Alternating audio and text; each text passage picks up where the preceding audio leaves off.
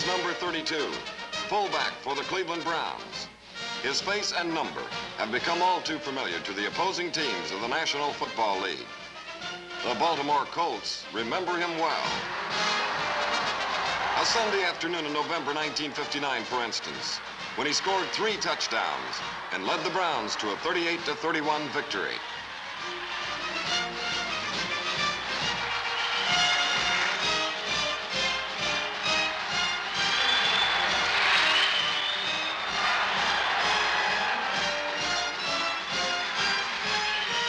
This is number 24, former shortstop for the Pittsburgh Pirates. His competitive spirit and athletic ability are well known to the opposing teams of the National League. On a Friday the 13th in 1960, number 24 went 6 for 6 to lead his team to victory and eventually to the National League pennant.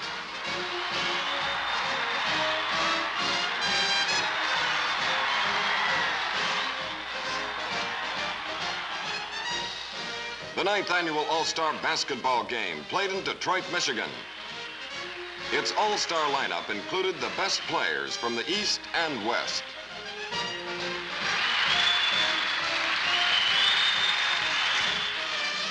This is number 23 of the West team. His sparkling play helped the West to an upset victory.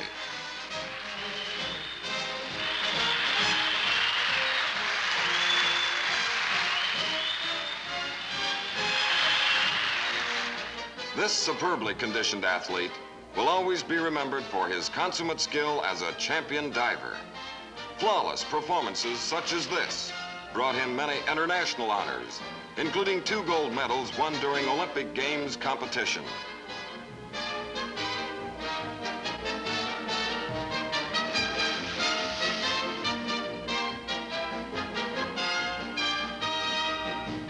This young athlete was the pole vaulting sensation of the 1961 indoor track season. His determination and potential greatness augur well for this country in future athletic competition. Many of the athletes you have just seen, and many more that you are about to see, have something in common. They all have been or are part of another great team, the United States Army. They are but a small part of the Army's All-Americans, the subject of this big picture. Hello, I'm Chris Schenkel. It's been my privilege and good fortune to spend many years in the exciting world of sports. I've come to know and respect these athletes who have given so much to making this country of ours so sports-minded. During this big picture, you're going to see and meet some of these athletes. Our attention, however, will be directed to more than just their athletic contributions. For just as you and I have had occasion to serve our country, so have many of our best-known athletes, and they have served with pride and distinction. Our story of the Army's All-Americans might well start with the ominous months before Pearl Harbor, when an uneasy world stood poised for global conflict. It was May 1941 when this man, Hank Greenberg, a home run hitting first baseman of the Detroit Tigers, decided the time had come to forget baseball for a while and enlist in the United States Army. This was Hank's last game that year. His booming bat would be sorely missed by the Detroit Tigers.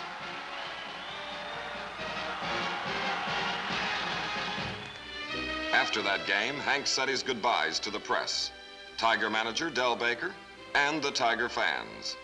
Tomorrow he would be Private Hank Greenberg, United States Army. His induction ceremony made it official. While the uniform was of a different cut, Hank Greenberg was now a member of another team, much larger, but still a team. By the time America faced the ugly reality of war, the athletic world had begun to send countless athletes into all the services. There were other athletes who responded to the war effort in a different way. At Yankee Stadium, many baseball greats participated in a war relief baseball game.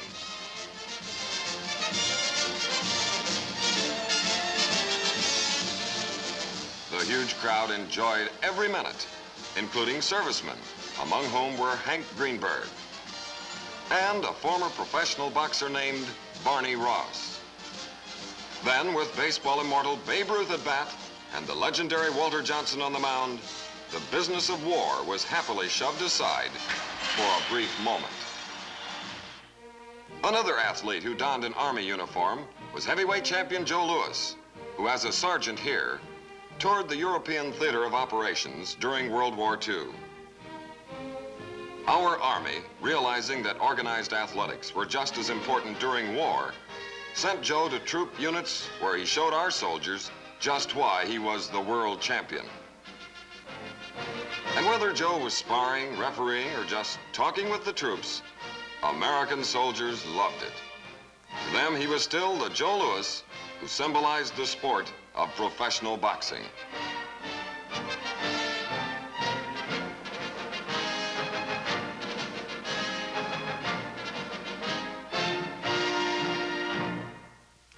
Professional baseball's contribution of athletes to the Army provided our servicemen opportunities to watch service games that included some familiar faces.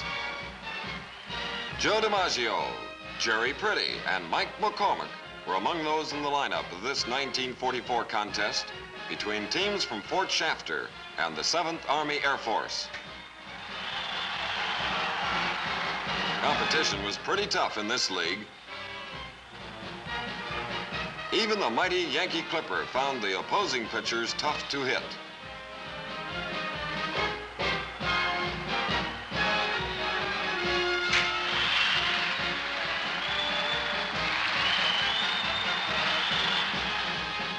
After the end of World War II, our nation was busy returning to peaceful pursuits and anxious to forget the memories resulting from 3.5 years of bitter war. But world peace was again shattered in the summer of 1950, and Americans faced a new threat in a place called Korea. Once again, American soldiers were needed, and so too athletes found themselves in the familiar efforts of making whatever contributions they were asked to make. The United States Army had learned during World War II that the American soldier took his interest in sports with him. Among the great boosters to his morale were the personal tours such as this one. It was November 1950. The place? Korea. The arrival of Joe DiMaggio and Lefty O'Doul provided a welcome relief to American soldiers who were a long way from home.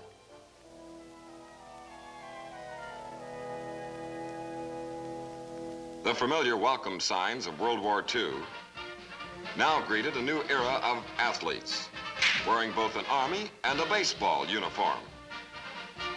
Major leaguers Danny O'Connell, Johnny Antonelli, and Sam Calderon were now teammates of the Fort Myer Colonials.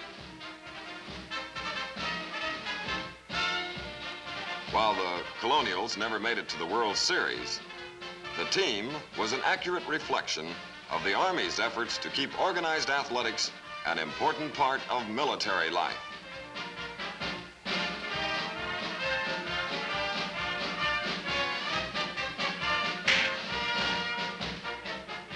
Wherever our soldiers were stationed, the Army operated sports clinics and obtained the professional talents of sports figures such as Cookie Lavagetto. Fundamentals of the game were emphasized to increase individual physical skill. And when the teacher is someone like Chuck Dressen, you know that the level of instruction is the best. This baseball clinic at Camp Stoneham brought together two of the game's finest strategists and spokesmen, Dressen and Lavagetto. Among the many young men entering the United States Army during the Korean War was an athlete who would have been quite at home at any sports clinic. His name, Dick Groat. Prior to entering the Army, Dick had distinguished himself at Duke University, gaining All-American honors in both baseball and basketball. Wearing number 6 in this Duke NYU game, he went on to set a national collegiate basketball scoring record of 831 points during his junior year.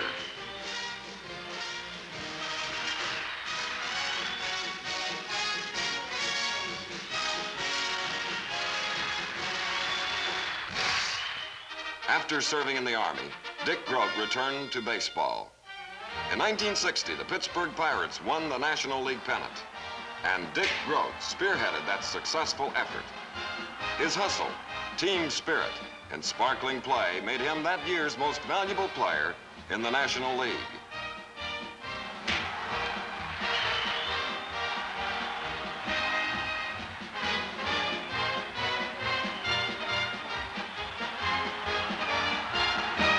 And in the classic 1960 World Series, Dick Groat helped the Pirates become the world champions when they defeated the New York Yankees in 7 games.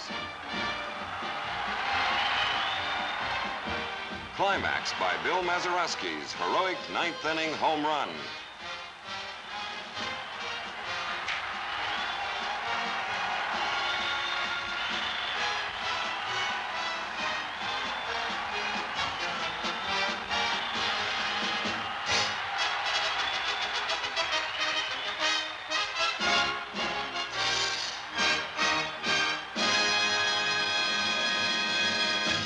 Now let's go to Forbes Field in Pittsburgh to meet this former soldier and former shortstop for the Pittsburgh Pirates.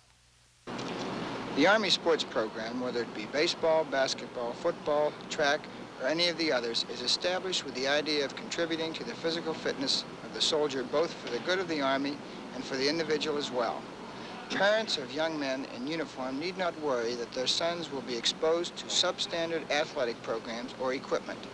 Wherever Army personnel are stationed, the athletic program available is organized, supervised, and carried out by military and civilian personnel who ensure that the program is varied, organized, and maintained in a safe and thorough manner. At a time when our nation is being urged to rediscover physical fitness and work at it, I am happy to add my voice to the others in this film and say that physical fitness is not only for professional athletes, but for everyone. The United States Army has always underlined physical conditioning, as I well remember. But we can all, athletes and non-athletes as well, do our part to prevent this country of ours from becoming soft of mind and body.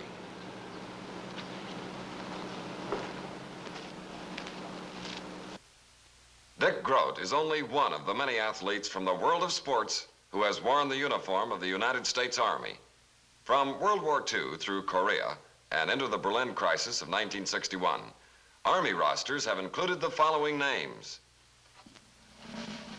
Joe DiMaggio, Ralph Houck, Whitey Ford, Willie Mays, Ron Hansen, Tony Kubek, and many others from professional baseball.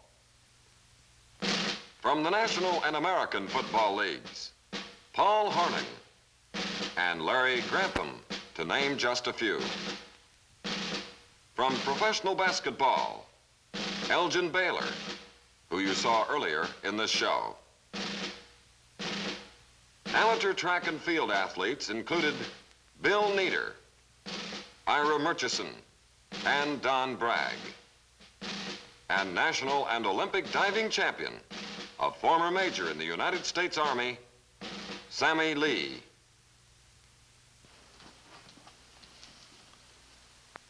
The Berlin crisis of 1961 created a difficult adjustment for many of the reservists recalled to active duty.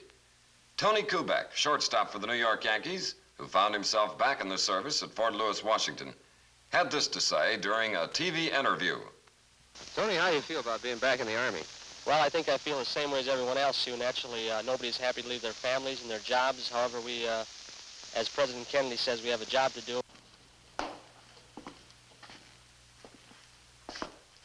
Another athlete who has been given a job to do is this young man, Specialist 4, Henry Wadsworth, now serving in the United States Army. His primary athletic interest is pole vaulting, and prior to entering the Army, track enthusiasts watched him as he gained national prominence in this event. In February 1961, at the Philadelphia Games, the pole vault event was one of the highlights of the evening. Don Bragg, then of the Army, was the vaulter to watch. This Olympic gold medal winner took first place in the event.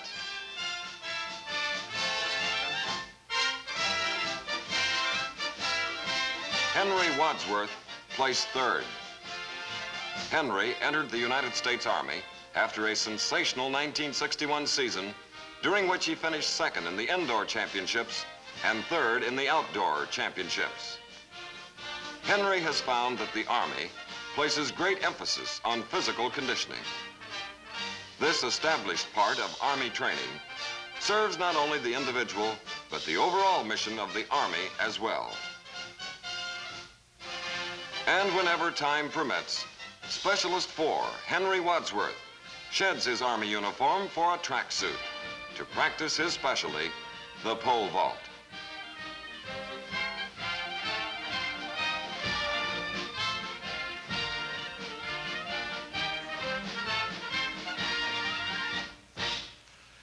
When I entered the Army in 1961, I didn't realize how much the Army did to promote competitive sports and encourage individual participation in organized athletics. One of the important advantages of athletics is learning to work with and compete against other athletes.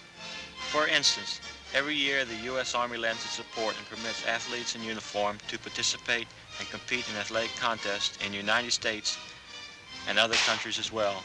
These events include the Olympic Games, Pan American Games, the Modern Pentathlon meets, the International Military Sports Council meets in Europe, and various amateur athletic union competition in this country.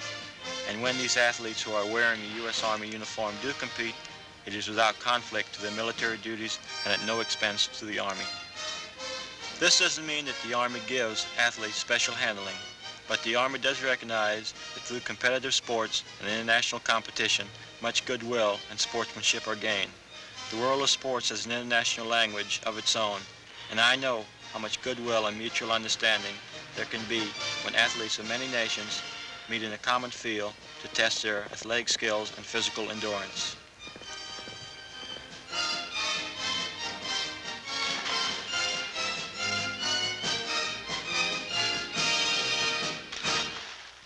The Wadsworth story has been repeated many times in the past. At the Los Angeles Coliseum, site of the 1956 Olympic trials, 35,000 people looked on as the 100-meter finals turned into a spirited duel between Bobby Morrow of Abilene Christian and Ira Murchison of the United States Army. Bobby Morrow first, Ira Murchison second. In the finals of the quarter-mile relay, Lou Jones of the Army set a record of 45 2/10 seconds to break the tape as the winner.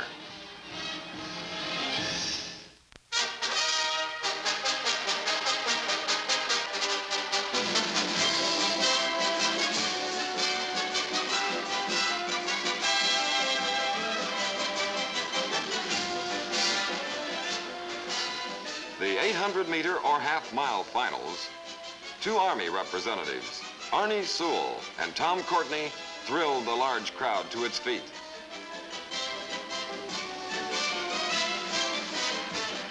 Army star Tom Courtney set a new United States record of 1 minute 46 4/10 seconds to win it, with Arnie Sewell finishing second. In the 1956 Olympics, American athletes continued to do well. In the hammer throw, Lieutenant Al Hall, Army, made a strong bid for a gold medal. But it was Hal Conley, also an Army representative, who won the gold medal with a mighty heave of 207 feet, 2 3/4 inches.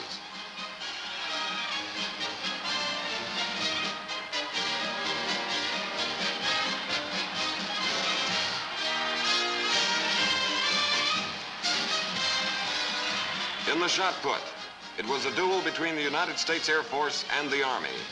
Harry O'Brien of the Air Force won the event with a distance of 60 feet, 11 inches.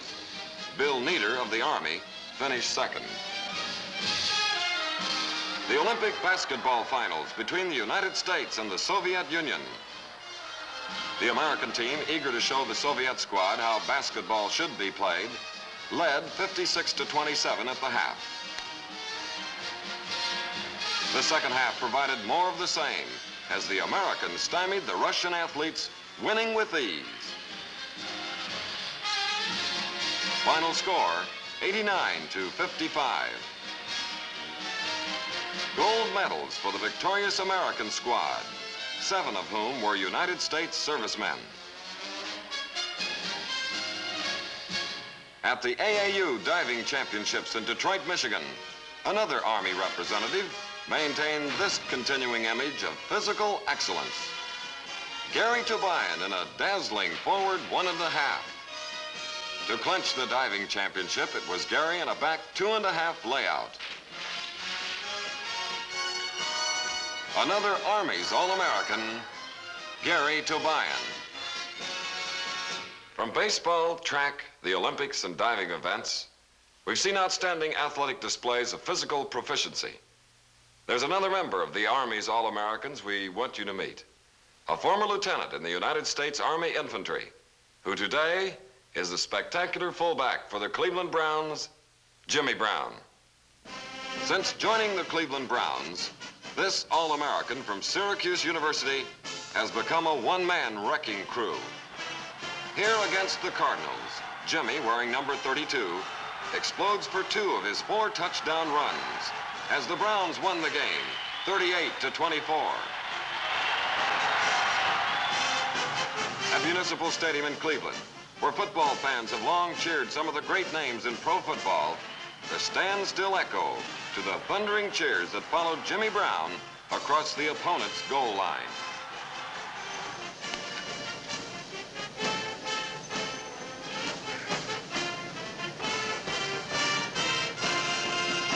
As fullback for the Cleveland Browns, I often think that heading into our opponent's defensive line or backfield might not be too different from leading an infantry squad into enemy territory.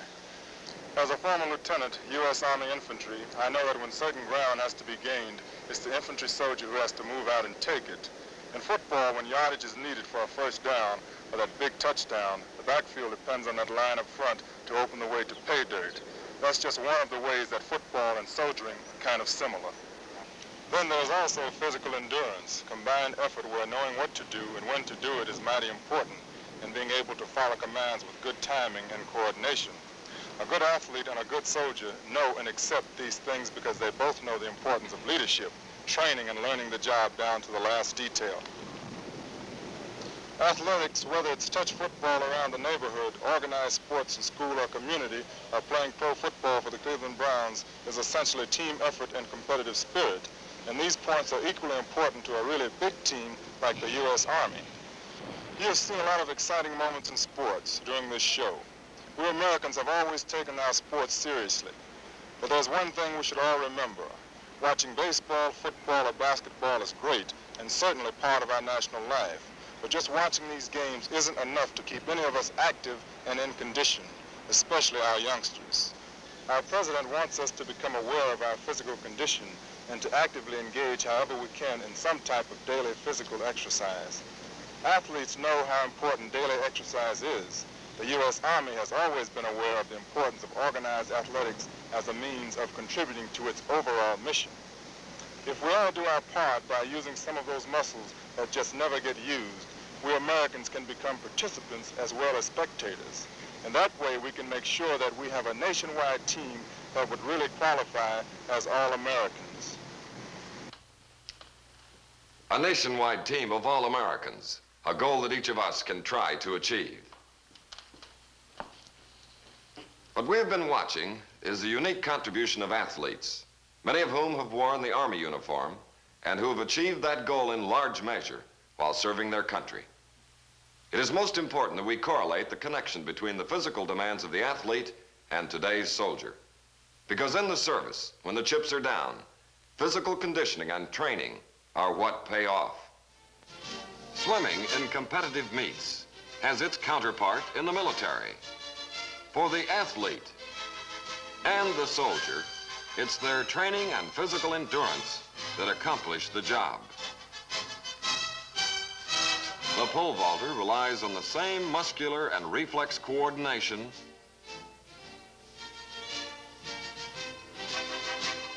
as the soldier who finds himself rappelling in mountainous terrain.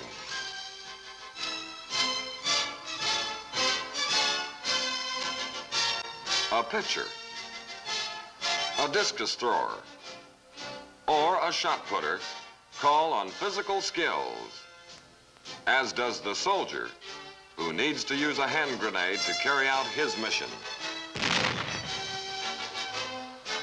cross-country runner depends on endurance and physical capacity to the same degree as these Rangers engaged in a military exercise. And professional athletes at spring training camps acquire stamina and confidence, just as these basic trainees do when they go through calisthenics, which are a standard and continuing part of Army training. What we have been seeing during the last 30 minutes is merely a glimpse of an Army image that most people do not think about. From baseball diamonds to cinder tracks to basketball courts and football fields, we met a few of its current greats, along with some nostalgic moments of former greats. This show has been devoted to these athletes of yesterday and today, men who have served their sport and their country with honor and distinction. They are a part of what we like to call the Army's All-Americans.